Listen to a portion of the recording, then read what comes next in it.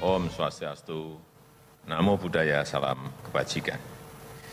Yang saya hormati Menteri ATR dan Kepala BPN, yang saya hormati Kepala Staf Kepresidenan, yang saya hormati para gubernur, bupati dan wali kota yang hadir secara virtual, yang saya hormati para kanwil dan kepala kantor pertanahan di provinsi, kabupaten, dan kota, Bapak Ibu penerima sertifikat, hadirin yang saya hormati. Hari ini saya akan menyerahkan 584.407 sertifikat tanah di 26 provinsi dan 273 kabupaten kota. Dan betul-betul sertifikat itu saya ingin agar sudah dipegang semuanya. Sudah pegang semuanya? Coba ditunjukkan. Yang di layar juga ditunjukkan. Betul-betul sudah diterima. Ya. Meskipun kecil-kecil saya lihat sertifikatnya sudah dipegang semuanya di layar. Kalau di sini kelihatan semuanya.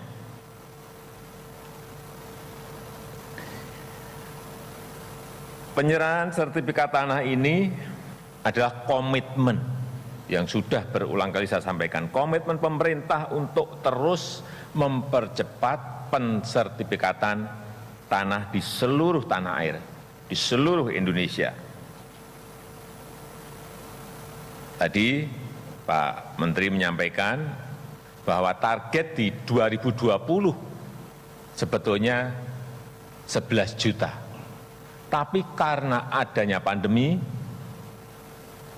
realisasinya bisa 6,8 juta sertifikat.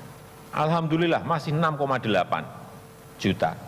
Biasanya yang dulu-dulu setahun itu hanya 500.000. Jadi sudah 12 kali lipat. Memang target yang saya berikan, memang banyak orang menyampaikan, nggak mungkin Pak, masa bisa 11 juta. Saya yakin kalau keadaannya normal, bisa kita lakukan. Karena yang sebelum-sebelumnya kita beri target 5 juta, bisa lebih 6 juta. Di target 7 juta bisa lebih 8 juta.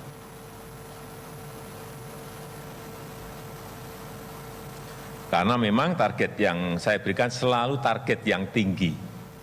Agar apa? Jangan sampai, karena hitung-hitungan saya di 2015 itu ada 126 juta sertifikat yang harus dipegang masyarakat. Tetapi saat itu baru ada 46 juta. Artinya masih 80 juta yang belum dipegang oleh masyarakat.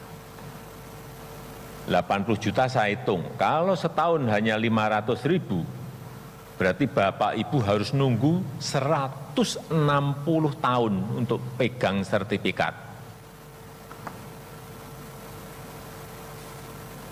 Bisa bayangin, ya kan? Kalau setahun hanya 500.000, masih 80 juta, berarti butuh 160 tahun untuk selesai ini sertifikat dan dipegang oleh Bapak Ibu semuanya.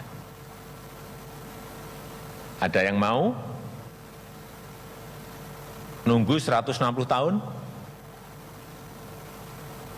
Kalau ada yang mau silahkan tunjuk jari. Yang di layar tunjuk jari juga nggak apa-apa, saya beri sepeda.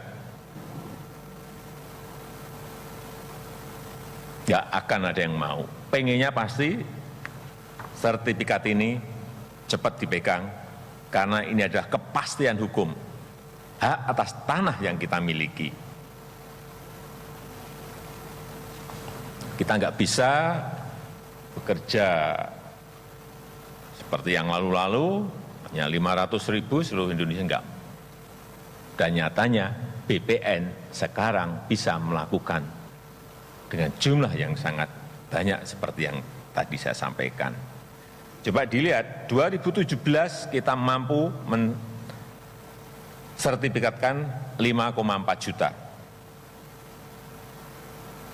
Target saya saat itu 5. Kemudian 2018 menjadi 9,3 juta. 2019 9 juta. Dan 2020 6,8. Artinya memang jumlah itu target yang saya berikan itu selalu terlampaui. Dan saya sudah menyampaikan kepada Pak Menteri, coba dihitung, seluruh tanah air yang akan selesai kapan? Sehingga seluruh masyarakat itu merasa memiliki tanah air. Nah, tanahnya pegang sertifikat ini, wah memiliki tanah.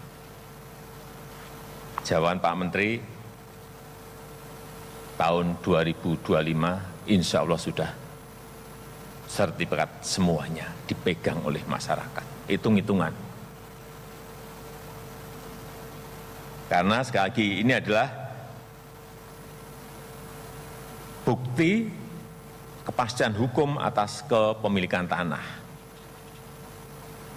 Karena yang namanya sengketa tanah, konflik tanah, itu setiap saya ke daerah itu selalu masuk ke telinga saya. Dan memang masih banyak sekali. Ada yang sudah sampai ke pengadilan, belum selesai. Artinya Bapak Ibu semuanya sekarang sudah memiliki bukti hak atas kepemilikan tanah lahan yang kita punyai. Assalamualaikum warahmatullahi wabarakatuh. Nama saya Alvin Maulana Ramadan dengan nomor NIM 2050 1017 111 049. Saya akan mempresentasikan tentang program pendaftaran tanah sistematis langsung. Di video sebelumnya dijelaskan bahwa Pak Jokowi telah menargetkan semua masyarakat Indonesia harus mendapatkan sertifikat tanah di tahun 2025. Sebenarnya apa sih PTSL itu? Program PTSL ini merupakan program sertifikasi tanah yang merupakan program pemerintah yang bertujuan untuk memberikan hak atas tanah kepada pemilik tanah yang tidak memiliki dokumentasi resmi atas kepemilikannya. Program ini didasarkan pada Undang-Undang Pendaftaran Tanah nomor UU nomor 5 tahun 1960 dan UU nomor 2 tahun 2012. Nah, apa saja sih manfaat PTSL itu? Yang pertama, meningkatkan keamanan penguasaan lahan. PTSL memberi pemilik lahan hak yang jelas dan aman atas lahan mereka. Mengurangi sengketa tanah. PTSL membantu mengurangi sengketa tanah dengan perjelas kepemilikan dan menyediakan mekanisme untuk menyelesaikan sengketa. Hal ini dapat menghemat waktu dan uang untuk pengadilan dan membantu meningkatkan stabilitas nasional. Kemudian, selanjutnya adalah peningkatan akses ke layanan dasar. Pemilik tanah dengan kepemilikan yang jelas lebih mungkin memiliki akses ke layanan dasar seperti air, listrik, bahkan pendidikan. Yang selanjutnya, hak pemilikan yang lebih baik.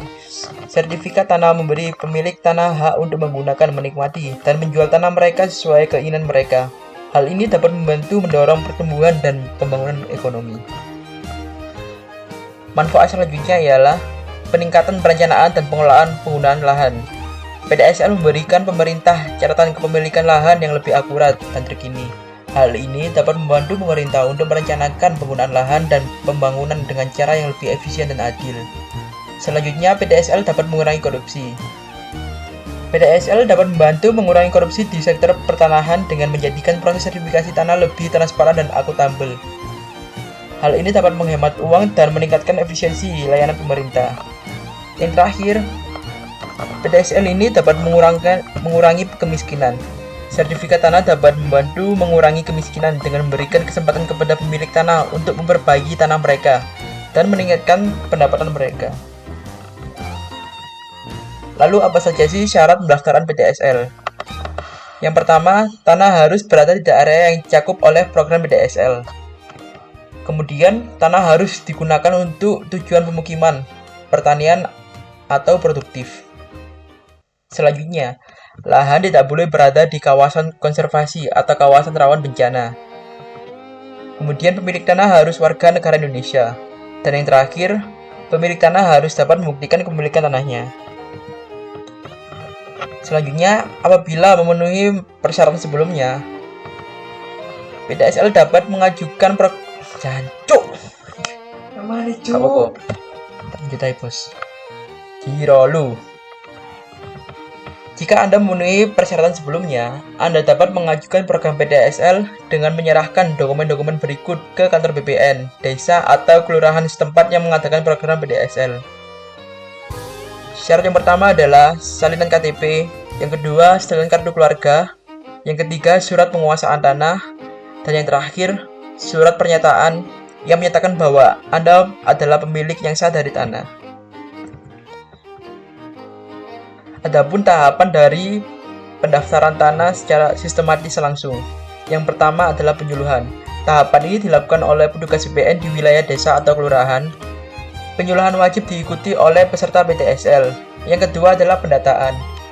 Pada tahap ini, petugas akan menanyakan riwayat kepemilikan tanah seperti pemilik sebelumnya. Dasar kepemilikan adalah apakah warisan, hibah, atau jual beli, dan riwayat pajak seperti BPHTB dan PPh. Yang selanjutnya adalah pengukuran. Petugas akan mengukur dan meneliti batas-batas kepemilikan lahan. Pada tahap ini, pemohon harus dapat menunjukkan letak, bentuk bidang, luas tanah, serta batas bidang tanah. Selain itu, pengukuran lahan harus juga memerlukan persetujuan dari pemilik tanah yang berbatasan. Yang keempat adalah sidang panitia. Petugas akan meneliti data yuridis dan melakukan pemeriksaan lapangan. Selain itu, petugas yang terdiri dari 3 anggota BPN dan 1 orang petugas desa atau kelurahan akan mencatat sanggahan, kesimpulan, dan meminta keterangan tambahan. Yang kelima, pengumuman dan pengesahan. Selama 14 hari, pengumuman persetujuan pengajuan sertifikat tanah akan ditempel di kantor desa, kelurahan, ataupun kantor pertanahan setempat. Dan yang keenam, penerbitan sertifikat. Pada tahap ini, pemohon akan menerima sertifikat. Sertifikat tanah akan diserahkan oleh petugas dari BPN kepada pemilik. Proses PDSL masih dilakukan secara langsung melalui kantor BPN di kota atau desa yang menjalankan program tersebut. Apabila pendaftarannya dilakukan secara online, bahkan Kominfo menyatakan bahwa pendaftaran PDSL online adalah hoax. Sekian presentasi dari saya. Assalamualaikum warahmatullahi wabarakatuh.